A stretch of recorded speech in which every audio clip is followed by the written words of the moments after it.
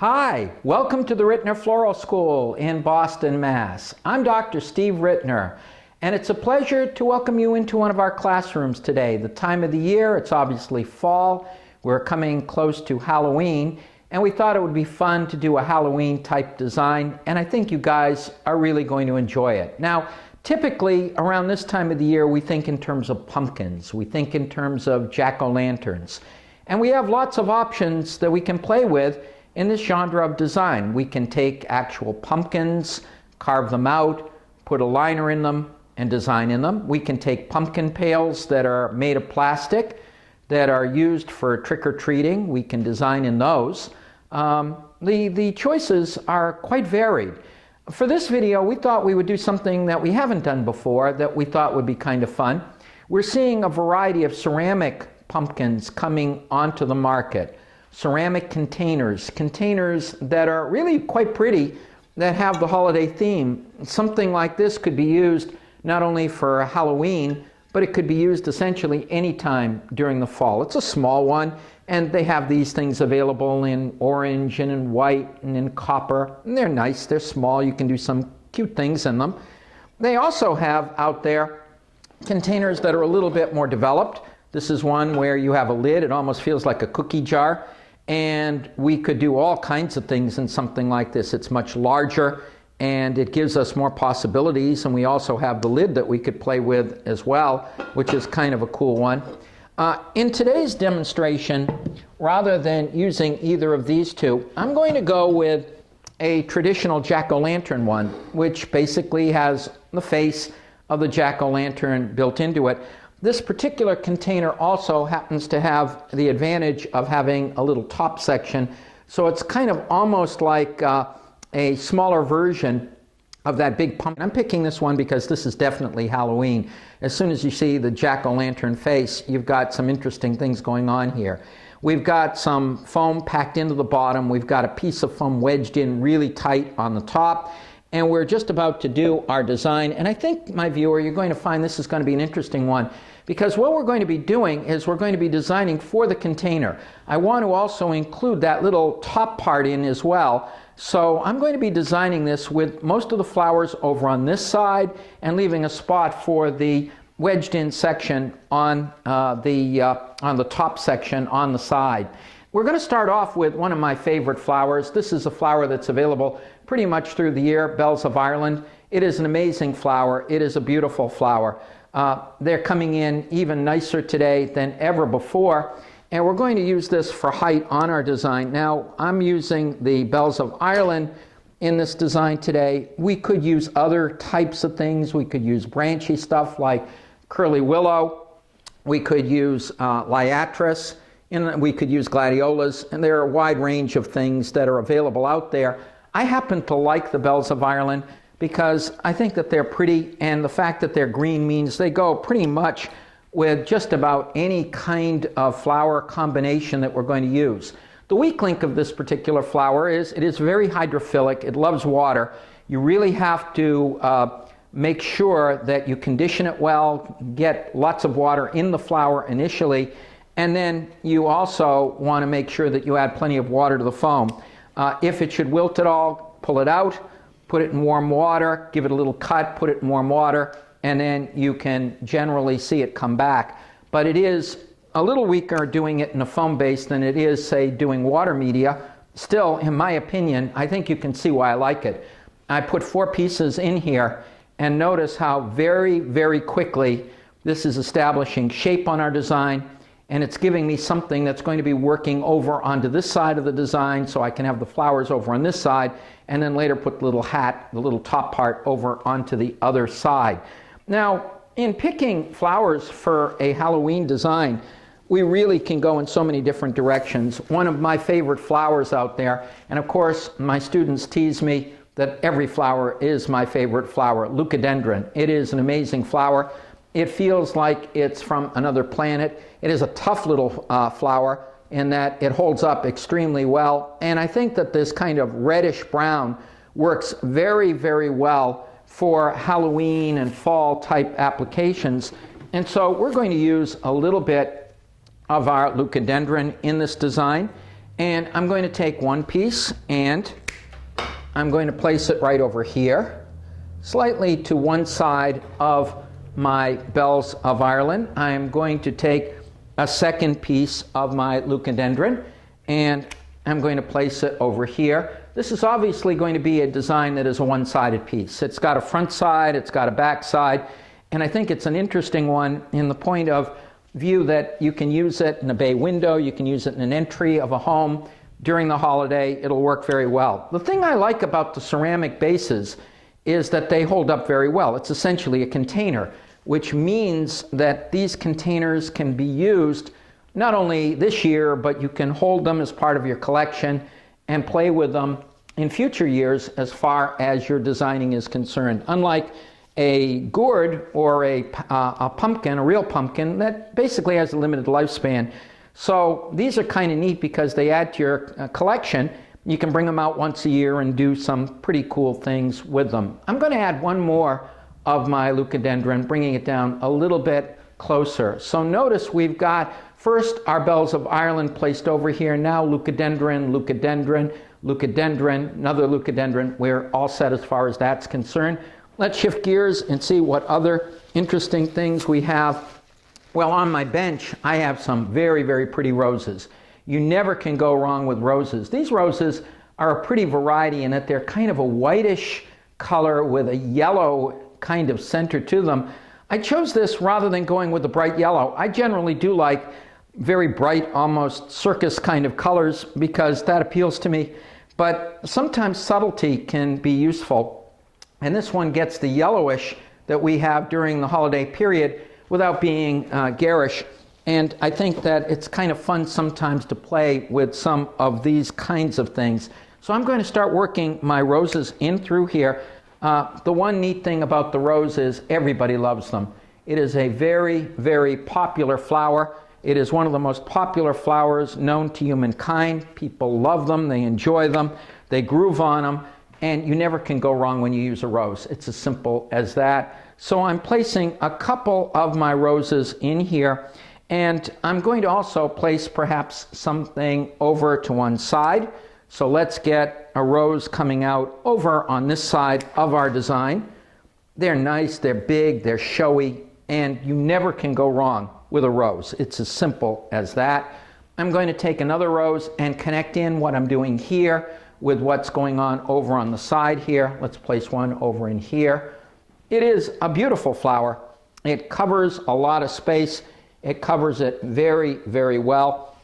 I'm going to work something down towards the bottom, and you'll notice, my viewer, with a few of these roses, look how much space I am filling up very, very quickly on my design. It is just an amazing flower, and you can see why we love them. So you've got the prestige value of the rose built in here very, very nicely. Now let's see, my viewer, what other interesting things do we have that we can work into our design? Well, one thing that we have that might be kind of interesting to play with, we've got some hydrangea. Hydrangea are the new kid on the block in terms of being very, very popular. People love hydrangea. They're big, they're showy, they're pretty. They give a lovely, lovely effect. And so what I'm going to do is I'm going to work some hydrangea in. The variety I'm using is the mint green. It's a smaller hydrangea. And the reason I like this one is that it's more manageable when we're doing something like this, as opposed to those huge, huge hydrangea that generally fill up an enormous amount of space. Like our bells of Ireland, hydrangea is very hydrophilic. It loves water. And that means that we do have to take precaution when we're using this to make sure that we condition it well.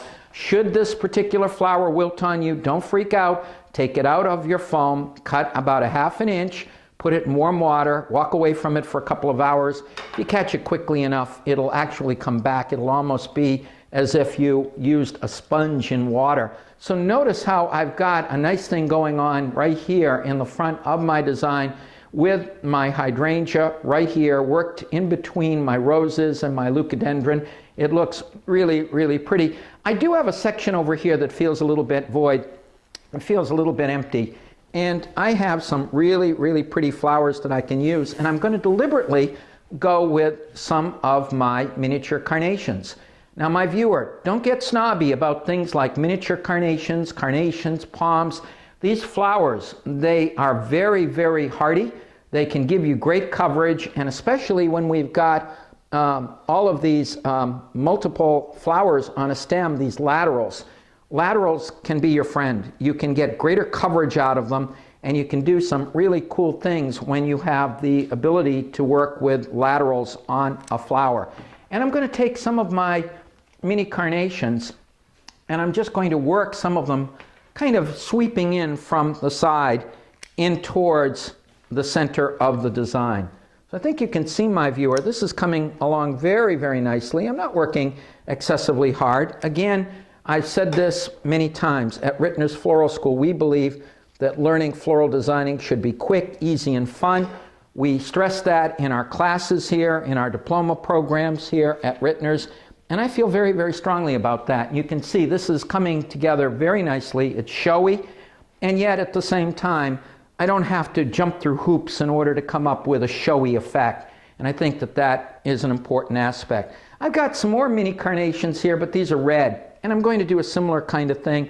I'm going to take advantage of the fact that I do have laterals on these, and I can literally trim it down very, very carefully and work some of these into my design, and it helps to fill in very, very nicely.